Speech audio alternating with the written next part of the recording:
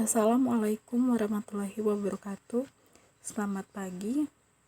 Saya Maria Sriani. Di sini saya akan menjelaskan materi makhluk hidup menggunakan video pembelajaran berbasis microlearning. Adapun indikator pembahasan yang akan saya bahas, yang pertama yaitu ciri-ciri makhluk hidup dan pengelompokan makhluk hidup. Yang pertama yaitu ciri-ciri dari makhluk hidup. Tumbuhan, pepohonan, dan bunga-bungaan adalah makhluk hidup. Begitu juga manusia, hewan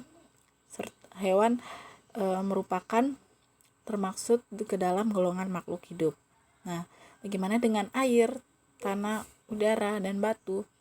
Tentu saja benda-benda yang ada di sekitar kita tersebut berbeda dengan kita. Air, tanah, udara, dan batu tidak hidup seperti kita.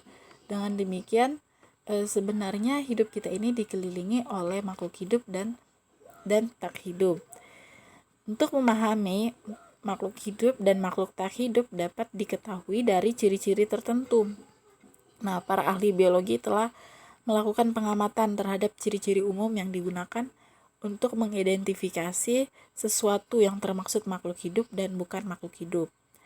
Nah, ciri-ciri umum yang dimiliki oleh makhluk hidup disebut sebagai ciri-ciri kehidupan atau gejala kehidupan. Jadi makhluk hidup ini merupakan suatu jenis organisme yang hidup dengan memenuhi ciri-ciri dari makhluk hidup. Nah, berikut ini merupakan ciri-ciri dari makhluk hidup, yaitu antara lain ada bernafas, bergerak, bereaksi terhadap rangsangan, tumbuh dan berkembang biak, dan memerlukan makanan, serta mengeluarkan zat sisa. Nah, kita akan bahas satu persatu. Yang pertama yaitu bernafas.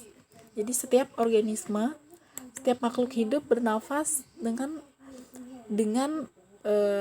alat yang berbeda-beda. Nah, contohnya manusia, harimau, sapi bernafas menggunakan paru-paru. Sedangkan ikan yang hidup di air bernafas menggunakan insang. Jadi bernafas yaitu pengambilan oksigen untuk oksidasi makanan, sehingga memperoleh energi dan mengeluarkan karbon dioksida sebagai zat sisa. Bernafas berarti mengambil atau menghirup oksigen dari udara. Oksigen digunakan oleh tubuh untuk membakar zat makanan, sehingga menghasilkan energi.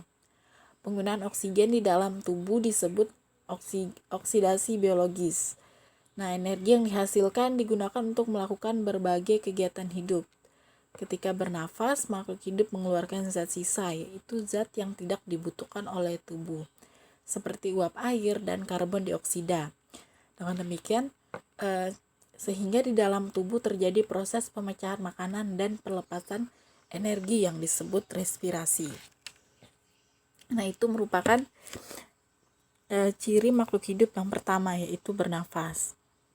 Ciri makhluk hidup yang kedua yaitu bergerak.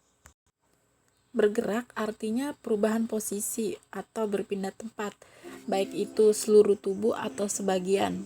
Nah, hal yang menyebabkan makhluk hidup bergerak yaitu akibat adanya rangsangan yang diterima oleh makhluk hidup tersebut. Nah, makhluk hidup bergerak dengan caranya yang berbeda-beda, sama halnya dengan bernafas.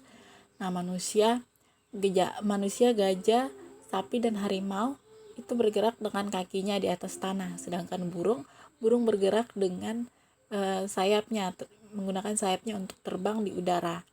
Nah, sedangkan ikan yang hidup di air bergerak dengan menggunakan sirip dan ekornya. Nah, bagaimana dengan tumbuhan? Nah, tumbuhan bergerak dengan contohnya yaitu geraknya menutup daun putri malu jika disentuh. Kemudian gerak ujung batang dari bawah ke atas ke arah sinar matahari. Dan gerak membukanya biji lamtoro disebabkan oleh perubahan kadar air. Nah, gerak pada hewan juga terdapat gerak antara lain yaitu gerak aktif, yaitu alat gerak berupa otot, sedangkan alat gerak pasif yaitu alat gerak berupa tulang.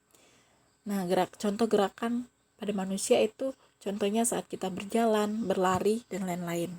Nah, itu merupakan ciri kedua dari makhluk hidup, yaitu bergerak.